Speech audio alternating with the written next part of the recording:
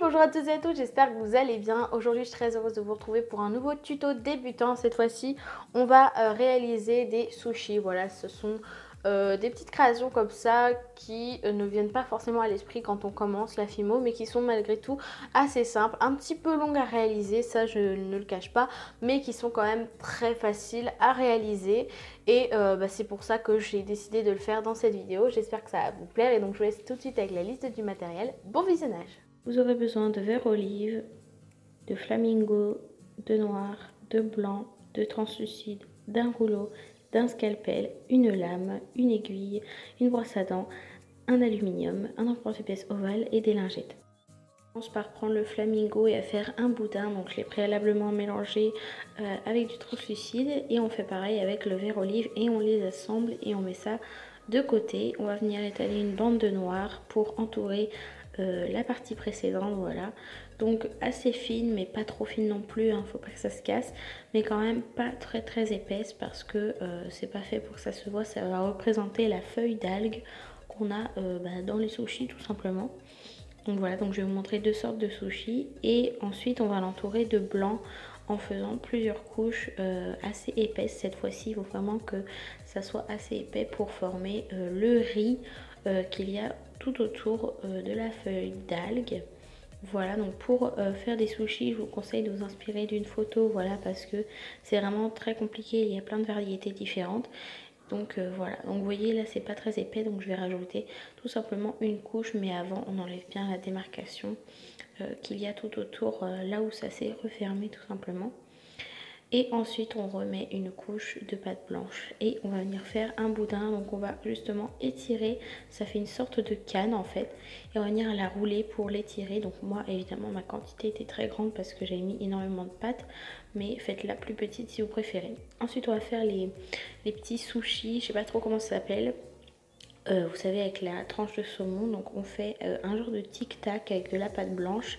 Moi j'en ai fait 4 et ils étaient beaucoup trop gros par rapport à la taille de mes sushis, donc plus tard vous allez voir que je les ai découpés. Donc faites bien attention quand vous les faites par rapport à la taille de vos précédents sushis. Ensuite je vais étaler de la pâte encore flamingo mélangée hétérogènement avec du translucide, c'est-à-dire que le translucide est encore apparent dans la pâte, c'est très important. Et on va venir découper à l'emporte-pièce le nombre de tranches de saumon qu'on a besoin. Et on va venir tout simplement texturer notre riz, voilà, pour faire une texture de riz tout simplement, pour que ça ressemble un minimum, voilà. Et voilà ce que ça nous donne. Donc cette partie est vraiment très longue à réaliser. Donc voilà, soyez patients. Ensuite on vient étirer la pâte orange que l'on a fait pour faire notre saumon. Et on va venir la disposer sur le riz, voilà. Donc pourquoi on l'étire? Tout simplement pour que ça soit de la bonne taille, parce qu'en faisant la texture, le riz s'agrandit. Voilà, et on va venir tout simplement la disposer sur le dessus, voilà, de façon très simple. Il n'y a pas besoin de texturer ou autre. Après si vous voulez vraiment avoir quelque chose de très ressemblant, vous pouvez texturer, mais je trouve que c'est pas nécessaire. Et bien la partie la plus longue, c'est de découper tous les sushis et de les texturer un à un. Cette partie m'a pris plus de 30 minutes voire 1 heure et c'était vraiment extrêmement long, mais si vous en faites moins, ce sera beaucoup moins long, sachez-le. Et comme je vous l'ai dit, voilà, il faut de la patience pour ce genre de réalisation parce que c'est extrêmement long. Pour les blancs, on vient texturer juste le riz, et pour les noirs, on vient texturer juste la partie blanche, voilà, tout simplement parce que c'est le riz aussi, donc voilà. Et encore une fois, je vous le dis, inspirez-vous de photographies que vous trouverez sur internet pour ne pas vous tromper et tout simplement vous inspirer, hein. Et voilà ce que ça donne. Je vous ai dit que je les avais coupés, mes riz avec le saumon, parce qu'ils étaient trop gros par rapport à la taille de mes sushis. Donc voilà, c'est déjà terminé. Vous pouvez en faire ce que vous voulez après. Vous pouvez les mettre sur un plateau comme moi ou autre. Et on met ça 30 minutes à 110 degrés et c'est déjà terminé. Je vous laisse avec la suite de la vidéo.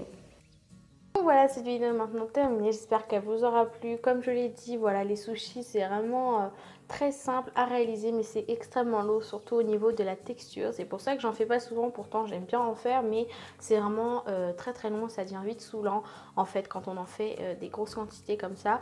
Et voilà, en attendant j'espère quand même que ça vous aura plu. N'hésitez pas avec le hashtag SingByPaloma à me montrer toutes vos créations et vous abonner à ma chaîne et laisser un pouce bleu, ça me fait super plaisir et c'est gratuit. En attendant, je vous fais de très gros bisous et je vous dis à bientôt pour une prochaine vidéo.